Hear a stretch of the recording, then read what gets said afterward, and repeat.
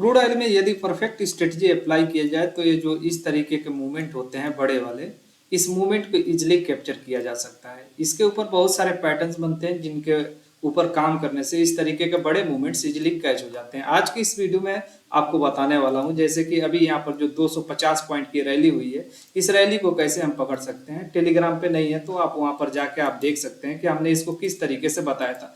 हमने एक सिंपल तरीका बताया था, कहा था ज्यादा यहाँ पर डिस्टर्ब होने की जरूरत नहीं है, एक सिंपल स्ट्रेटजी अप्लाई करो। जैसे यहाँ पर ये जो देख रहे हैं एक हाई पॉइंट है और यहाँ पर एक हाई पॉइंट है, इन हाई पॉइंट्स को मिलाते हुए एक लाइन ऐसे ड्रॉ कर दिया था। ये रिसेंट हाई पॉइंट्स होते हैं, जैसे यहाँ पर ये जो हाई पॉइंट है रिसेंट का है और ये भी हाई पॉइंट रिसेंट का है और यह भी हाई पॉइंट रिसेंट का है। हमने बस इतना ही बताया था और इसके बाद से यहाँ पर मार्केट इसको ब्रेक करता है, रिटेस्ट करता है और रिटेस्ट करने के बाद 250 पॉइंट का मूवमेंट देता है। तो स्ट्रेटजी मतलब क्या है? एक प्री प्लान ऐसा होना चाहिए जो हमको पता हो कि कब और क्या एक्शन प्लान करना है। तो मैं यहाँ पर एक सिंपल स्ट्रेटजी आज के इस वीडियो में डिस्कस करना चाहता हूँ, जिसके वजह से हम बड़े प्रॉफिट्स को ले सकते हैं। जैसे मैं हमेशा इस पे काम करते रहता हूँ, वही चीज मैं यहाँ पर एक्सप्लेन करने वाला हूँ। अभी यहाँ पर मार्केट क्रूड ऑयल का देख सकते हैं, 15 मिनट का टाइम फ्रेम हमने अप्लाई कर रखा है और इसी 15 मिनट के टाइम फ्रेम पे सारी चीजों को मैं यहाँ पर डिस्कस करने वाला हूँ। अभी मैं यहाँ पर करंट सिचुएशन में अगर बड़ा मूवमेंट पकड़ना चाहता हूँ तो मेरी क्या रणनीति होगी, मतलब मेरी क्या स्ट्रेटजी होगी जिसके ऊपर मैं यहाँ पर बड़े मूवमेंट्स को कैप्चर कर सकता हूँ। जैसे यहाँ पर बड़ा मूवमेंट आया था इस जगह पे, ऐसा ही मूवमेंट आगे अगर हो, चाहे डाउन साइड के लिए या अप साइड के लिए, तो क्या रणनीति होनी चाहिए। एक कॉमन बात बता रहा हूं, ऐसा नहीं कि अभी ये जो सिचुएशन है इस सिचुएशन के बाद में जो स्ट्रेटजी बताऊंगा वो स्ट्रेटजी वर्क नहीं करेगी या अभी सिर्फ इसी मार्केट में काम करेगी, ऐसा नहीं है। डिफरेंट टाइप के मार्केट्स में काम करेगी। बड़े मूवमेंट्स के लिए जैसे क्या होता है, ट्रेडर्स बड़े मूवमेंट्स पकड़ना ही नहीं चाहते इस तरीके के, तो फिर गलती किसकी है? गलती ट्रेडर्स की है। यदि पकड़ना चाहते हैं तो उसके लिए एक प्री प्लान होना चाहिए। प्री प्लान है नहीं, मार्केट जब लाइव होगा यहाँ पर तो फिर प्लान बनाएंगे कि चलो मार्केट ऊपर है तो बाई में जाते हैं, मार्केट गिर रहा है तो नीचे के लिए आ जाते हैं। तो ये दिक्कत पैदा कर सकती है, लेकिन मैं वो नहीं चाहता कि आपको दिक्कत पैदा हो। सिंपल अभी के सिचुएशन में एक यहाँ पर रणनीति बताता हूँ, स्ट्रेटजी बताता हूँ, उस स्ट्रेटजी को समझो, आगे भी आपके लिए काम आएगा। जैसे मैंने यहाँ पर एक प्लान किया कि ये जो लोअर पॉइंट है, इस लोअर पॉइंट को मिलाते हुए इस तरीके की सीधी लाइन हम बनाते हैं। अब देखो यहाँ पर स्ट्रेटजी क्या बन जाती है, अपने आप क्या स्ट्रेटजी बनेगी उसको भी मैं आप लोगों को यहाँ पर डिटेल में समझाऊंगा। ये लोअर पॉइंट है, इस लोअर पॉइंट को हमने मिलाया और यहाँ पर रिसेंट एक लोअर पॉइंट है, इस लोअर पॉइंट को ही हमने सिर्फ मैच किया। दो लोअर पॉइंट्स को यहाँ पर मैच करने के बाद एक और पॉइंट में यहाँ पर ड्रॉ करूंगा। जैसे यहाँ पर एक टूल सेलेक्ट करता हूँ और इसका हाई पॉइंट मैं मैच करता हूँ। जब मैं इस तरीके से हाई पॉइंट्स को मैच कर देता हूं तो यहां पर बना एसेंडिंग ट्रायंगल पैटर्न। अब एसेंडिंग ट्रायंगल पैटर्न कैसे काम करता है उसको भी जरा समझ लेते हैं। समझो, जब मार्केट इस हायर पॉइंट को टच किया तो इसकी हायर प्रोबेबिलिटी है कि इस डाउन लाइन को आकर टच करे। ये डाउन की लाइन जो है सपोर्ट करेगी। सपोर्ट करने के बाद मार्केट हो सकता है कि यहां से बाउंस बैक ऊपर जाके दे और यहां पे आके इस अपर लाइन को टच करे। तो एसेंडिंग ट्रायंगल पैटर्न में जब तक मार्केट रहेगा तब तक बड़ी मूव नहीं आती है, ना तो डाउन साइड के लिए ना तो अप साइड के लिए। यदि किसी वजह से इस पैटर्न में अपर साइड की लाइन ब्रेक होकर मार्केट ऊपर सस्टेन करता है और इस तरीके का रिटेस्ट कर लेता है एक बार, तो हायर चांस होता है और हायर प्रोबेबिलिटी हो जाती है कि एक लंबी छलांग मार्केट ऊपर के साइड में यहां पर लगा सकता है। यही सिचुएशन सेम जब मार्केट डाउन साइड की लाइन को आता है, टच करता है और टच करने के बाद इसको यदि ब्रेक कर देता है और इसको यदि रिटेस्ट भी कर लेता है, रिटेस्ट यदि कंप्लीट करता है तो हायर प्रोबेबिलिटी है कि मार्केट का मूवमेंट डाउन साइड में बड़ा एक छलांग लगाता है मार्केट ऐसी कंडीशन में, मतलब एक बड़ी गिरावट यहाँ पर दिखा देता है जैसा यहाँ पर प्रीवियस मूवमेंट हुआ है।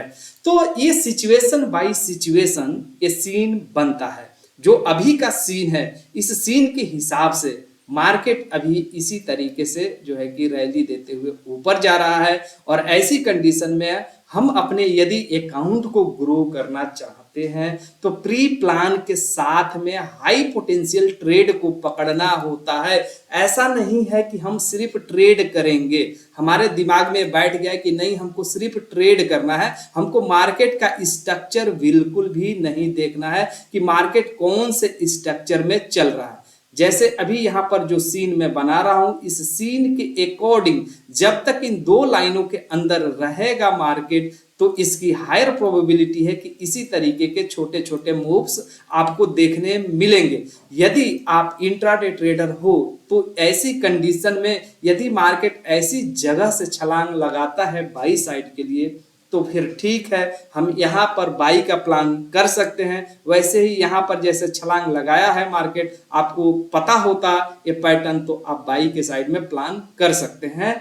यदि यह रणनीति आपको पहले से पता होती तो। स्ट्रेटेजी का मतलब ही यही होता है, प्री प्लान, हमारी रणनीति क्या है। वही चीज यहाँ पर जब मार्केट आता है तो नीचे आने का चांसेस हाई रखता है, पोटेंशियल हाई रखता है। इंट्राडे ट्रेडर को चाहिए कि यहाँ पर जब मार्केट आए तो सावधान हो जाएं, सावधानी के साथ में देखें कि मार्केट ब्रेकआउट दे रहा है या नीचे जाने की कोशिश कर रहा है, उसके अकॉर्डिंग प्लान बनाए, प्लान चल जाएगा। इसकी चांसेस हाई होती है, प्रोबेबिलिटी हाई होती है। वही चीज यहाँ पर भी अगर ऐसा करता है तो मार्केट ऐसे आगे बढ़ते बढ़ते रेंज छोटा हो जाता है, कहीं ना कहीं इसका या तो ब्रेक डाउन होना लाजिम है या मार्केट का ब्रेकआउट होना लाजिम है कि कहीं ना कहीं देगा मार्केट, तो रुकेगा नहीं। और जब इस तरीके का सिनारियो बनता है रिटेस्टिंग के साथ, जैसे यहाँ पे रिटेस्टिंग बोला, अगर रिटेस्टिंग कंप्लीट हो जाती है तो आप वहां पर सेफ हो जाते हो। एक बार ऐसे रिटेस्टिंग करके ऐसे नीचे आता है या यहाँ से ऊपर जाता है तो सेफ हो जाता है। तो यहाँ पर जो सिचुएशन हमने बताया, जो रणनीति हमने तय कर रखी है अपनी ट्रेडिंग के लिए, वही रणनीति मैं बता रहा हूं। ज्यादा उलझोगे मार्केट में तो मार्केट को समझ नहीं पाओगे।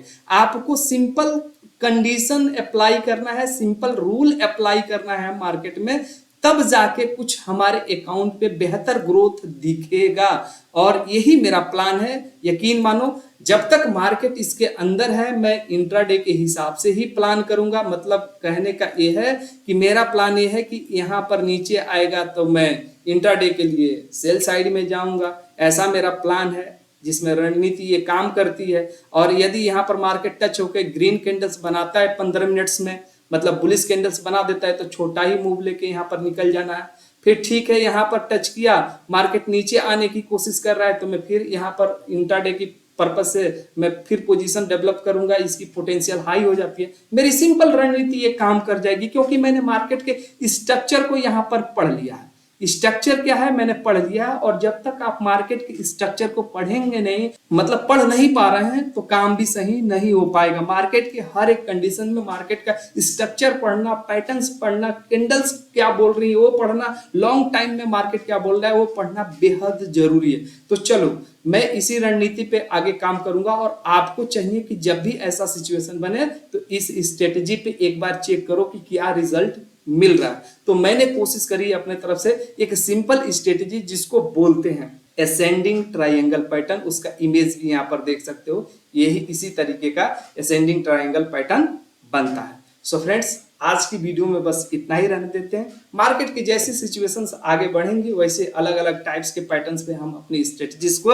एक्सप्लेन करते रहेंगे, सिखाते रहेंगे। फिलहाल के लिए आप इतना चीज अपने चार्ट के ऊपर मार करके देख लीजिए और देखिए कि आगे चल के क्या रिजल्ट मिलता है। टेस्ट करेंगे तभी आप लोगों को पता चलेगा कि कौन सी स्ट्रेटजी कब और किस तरीके से काम करती है और किस तरीके का रिजल्ट देती है। सो फ्रेंड्स, कैंडल पे कमांड रखिए और मार्केट पे अपनी पकड़ बनाए रखिए। मिलते हैं अगली वीडियो में, तब तक के लिए जय हिंद, जय भारत।